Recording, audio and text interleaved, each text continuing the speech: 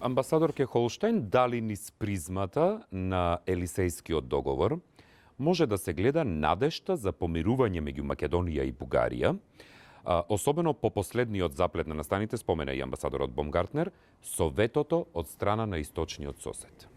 Ich finde, dass sich die Frage so eigentlich nicht stellt, denn zwischen Bulgarien und Nordmazedonien bzw. Mazedonien hat es immer gute nachbarschaftliche Beziehungen gegeben.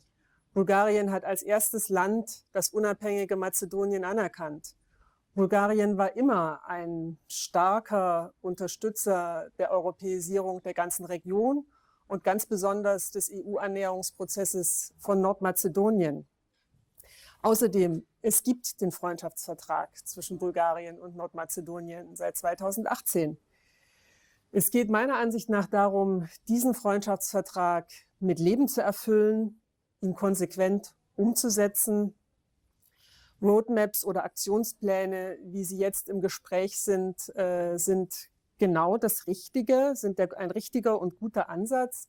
Es geht um praktische Zusammenarbeit in unkontroversen Dingen, um von den derzeitigen Spannungen im Diskurs zwischen beiden Ländern, und ich glaube, es ist vor allem der Diskurs, wieder wegzukommen zu ganz normalen, entspannten nachbarschaftlichen Verhältnissen.